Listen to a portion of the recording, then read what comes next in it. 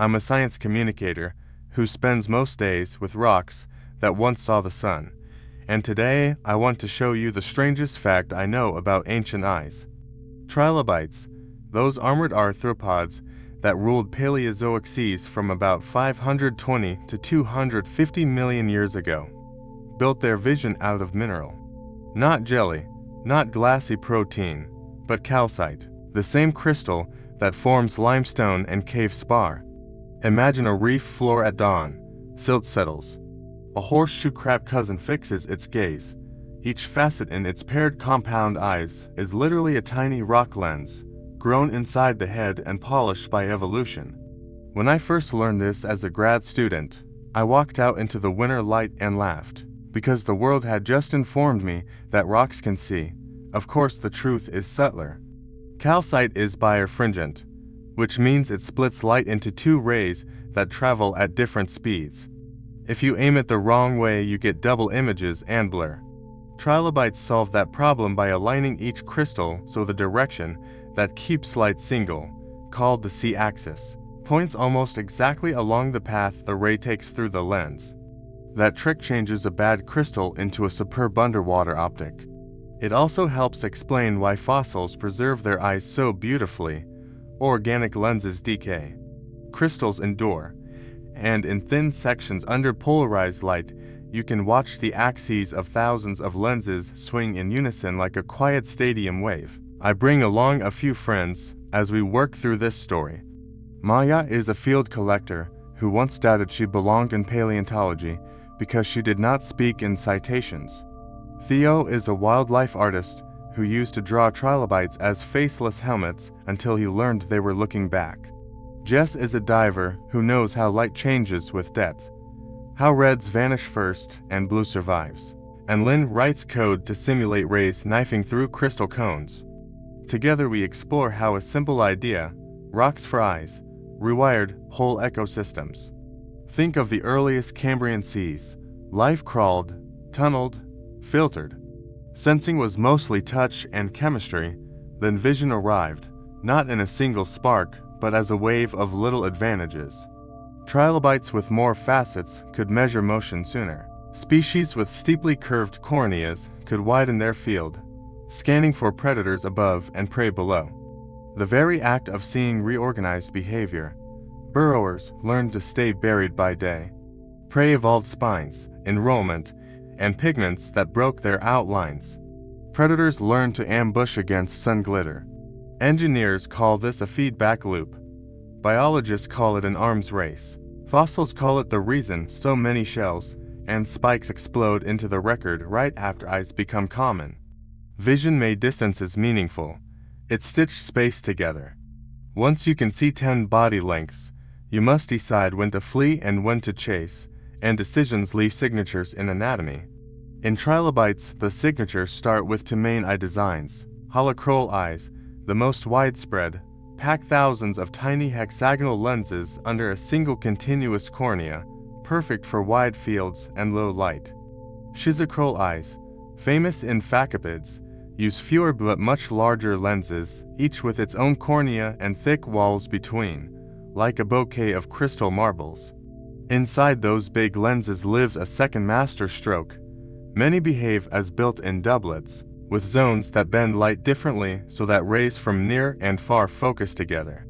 In water, that kind of correction is gold, because refractive contrast is small and spherical blur is persistent. A mineral lens can be shaped so that the index mismatch is used, not fought. If this sounds like camera design, it is. The ocean invented photography with living crystals. At an outcrop where the shale turns to nodules, Maya shows me a molted head shield sprinkled with facets. She says it looks like someone set a night sky into stone. Theo sketches the curve and mutters about how you draw a gaze when the eyeballs are rocks. Jess runs her fingers over the surface and says the spacing feels like timekeeping. Lynn holds her laptop to the light and a ray diagram blooms, lines converging on a point as if the animal were still aiming. We are not just collecting trivia, we are watching a planetary experiment in information. Light is a message from the future a few nanoseconds ahead of you. Eyes are a way to bet on that future. When trilobites added calcite to biology, they tied seawater chemistry to behavior. Calcium and carbonate had to be available in the right places at the right times. Optics became geochemistry. That is the part that still gives me goosebumps. The planet taught itself to see using its own stone, and for 270 million years, the seafloor read by crystal. There was even a third style called abathocrual, small separated lenses with their corneas, an early trial that faded as lineages specialized. The lesson is simple. Vision paid for itself, so evolution renewed crystal. To understand how crystal eyes shaped a world, let's tour a few lives. Picture a Devonian faciped, the trilobite many of us first meet in museum gift shops, its eyes standing proud like bunches of grapes. Those are schizochrol lenses, big and well-spaced, each with its own cornea and deep wall. They gave superb contrast and depth, enough that some lenses likely functioned as optical doublets, pulling near and far into focus. When I tell this to Jess, she thinks of diving on a reef edge where light is laced with glitter. Strong contrast helps you sort shimmer from motion. Mayo imagines an ambush hunter settling into ripple marks and waiting for the right shadow to move. Theo flips to a fresh page and draws not a helmet, but a face with high towers, saying that eyes this proud change the silhouette, and maybe the attitude, too. Now slide to the Ordovician and meet a Saphis from Baltic seas. Some species evolved eye stalks, tall columns with lenses perched on top, like periscopes. Stalks lift you above the boundary layer, the thin sheet of water hugging the seafloor where silt and biology make a fog. Up in cleaner flow, you can see farther and earlier. It is the same trick shore crabs use today when they peek a millimeter higher to watch for gulls. In other lineages, the eyes climbed into turrets with overhanging rims that acted like sun visors. The Moroccan former binocle is a fan favorite, hundreds of lenses raked back like stadium seats, with a stone brow shading them, a design that screams sunrise hunter when glare is worst. Panoramic vision comes with trade-offs, and that lesson appears in rock as well, because other trilobites went the opposite way. Deep and turbid habitats favor quiet bodies. Some groups shrank the eyes or lost them entirely, as agnostids and trinoclides often did. Blindness is not defeat. It is an investment in touch, chemistry, and listening to the floor. When the water is sugar thick with mud, vision burns energy without benefit. Evolution banks those calories elsewhere. The spectrum of eye sizes and positions maps onto environments like a living field guide. Wraparound eyes with huge facets, like those of Cyclopyge, hint at dimpelagic living where you search long distances for faint contrasts. Low, wide holochrol eyes with tiny facets suit the shelf, where the sun is bright and the day is busy. Stalks speak of soft bottoms and the need to look above the haze. Every choice is legible to anyone who has stared through green water and waited for meaning to emerge. While we trace form to function, Lin keeps us honest with physics. Calcite's refractive index is high relative to seawater, but it varies with direction. Align the C-axis and you tame double refraction. Shape the lens and you tame spherical aberration. Pack thousands of small lenses and you trade acuity for sensitivity. Build a few big ones and you get the reverse. The balance depends on the tasks an animal repeats. A forager uses motion detectors. A stalker invests in contrast. A swimmer values horizon lock. The beauty of trilobites is that their mineral choice locked those trade-offs into a material we can still read. Under polarized light, the lenses extinguish in coordinated patterns that reveal their orientation, a fossilized blueprint of the optical axis. You can measure a behavior you will never see by measuring how a rock goes dark. To connect that blueprint to experience, we run a field test. Jess takes us to a quarry lake at dusk. We bring replicas of compound lenses mounted in housings, one set modeled on holochrol packing, another scaled after schizochrol geometry. We tape a line of leads along a rope and drag it at different depths as a stand-in prey. The holochrol array flags motion sooner. The schizochrol array resolves the spacing more sharply when the rope is still. Theo says this is why old photographs of facipids make them look so alert. The face implies a mind tuned for edges. Maya whispers that alert is a word you use for animals that worry and hunt at the same time, which is most of us. Back in the lab, Lynn shifts the water model from clear to slightly turbid. Now stalk length matters. Lift the eye just a little and your detection distance jumps. We pivot to ecology. The arrival of vision changed how food webs share information. Before eyes, a prey item was mostly a local event. You smelled it or bumped it. With eyes, the event casts a visual rumor across meters of water. Distance compresses into reaction time. Arms races follow. A trilobite that enrolls into a spiny ball the instant a shadow looms survives to molt again. A trilobite that creeps along with eye turrets angled to the sun finds meals before others see them. Even mating and parenting travel on light, because a signal painted on a carapace can carry farther than the best pheromone when currents are fickle. In short, crystal eyes did not just make pictures. They made choices visible, and that changed the game for everyone nearby, for ages so. The story of trilobite eyes is also our story. We use protein lenses, not calcite, yet the same trade-offs steer design. We widen pupils at dusk to buy sensitivity. We lock on the horizon to calm motion. Camera engineers juggle glass to tame blur. In a drawer by my desk a wafer of ordovision I still teaches. Its layers act like a natural doublet. A fossil diagram that rhymes with microscopes and phone cameras. Minerals in optics are not a one-off. Chitons embed aragonite lenses in armor. Brittle stars focus with calcite in their skeletons. Evolution hires stone whenever light demands it, and in trilobites the contract lasted 250 million years. That span survived upheavals and ended near the close of the Permian. Extinction is a choir, not a solo, and when the music stops we listen for the notes that remain. For us the notes are habits of attention we can practice anywhere.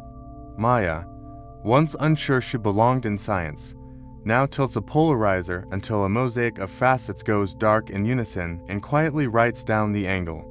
Theo, who drew trilobites as shoeboxes, now argues with himself about how to paint a mineral gaze without turning it into a cartoon. Jess, a diver who trusted only what she could touch, describes water as a medium of rumors and times her ascents to keep glitter from eating the horizon. Lynn, who wrote ray tracers, now thinks in decisions measured in 10 milliseconds. None of them change who they are. They simply learn to see how seeing works, and the change feels like a window in thought opening. That is what good paleontology does. It puts bodies back in motion until you can rehearse decisions through them, and the past begins to advise the present. Trilobite eyes do not ask for reverence. They ask for practice. Try this when you step outside. Ask what the water and air is like today. Is the horizon sharp or mushy? Are edges throwing high contrast or hiding in haze? Where would an animal with tiny facets struggle? Where would a watcher with big crystal marbles thrive? Stand with the sun behind you and watch how colors drain with distance. You are learning to read the daily ocean of light, the same book a trilobite read with stone, and that brings me to the hope at the heart of the story. Evolution is a practical editor. It kept the crystal budget open for hundreds of millions of years because the return in information beat the cost in calcium, and closed it when other strategies worked better. That pragmatism is good advice for anyone tempted to cling to a single way of knowing. Try more than one lens. Borrow a friend's view. Rotate the crystal until the double image disappears. Being wrong is not failure. It is by effringence before alignment. When we model ancient optics, we are not just rebuilding a camera. We are practicing how to steer attention, which is the first step in caring. My favorite field day ends at a community center, where elders who never took a geology class sit beside kids who cannot stop asking about monsters. I hold up a scrap of shale, a small night sky of facets, and tell them some animals once aimed sunlight with stone. Someone asks if that made them smarter. I say it made them better at asking the world questions fast enough to stay alive, a kind of intelligence we still need. Another asks whether we will ever see like that again. We already do whenever we build a sensor that measures before it understands and tilt it so the noise falls away. At the end, I hand the fossil to a quiet kid in the front row and watch a private ceremony unfold. Light, crystal, retina, grin. The kid keeps staring and says, "I thought fossils were sleepy." I tell him some still train heroes, and he pockets the rock like a note for later. On the drive home, I try to list what the day taught me and decide that 3 truths will do. First, vision is never free. It borrows from chemistry and pays in material and time. Second, seeing always changes the seer. Visible choices demand moral attention. Third, wonder is a discipline. You earn it by testing claims against the world until the picture holds steady. Trilobite eyes remind us that a planet can put part of itself to work as a mind. The next time you handle one of those stone gazes, imagine the animal rehearsing moves against a live ocean of rumors, reading and riding the light. Then set the fossil down, look up, and try to do the same. Before we close, hold one last connection. When a trilobite aligned the C-axis of calcite with a ray, it turned doubles into one image. Do that with ideas. Rotate the problem, check the angle, test again, and keep what survives. That habit is the heart of science and the root of humility. It also guards the places these stories live. Fossil sites are libraries with no extra copies. Ask permission. Leave the ground better than you found it. Museums are the public's memory. A trilobite eye is more than a curiosity. It is a durable answer to a hard problem, left in generous detail for anyone willing to look.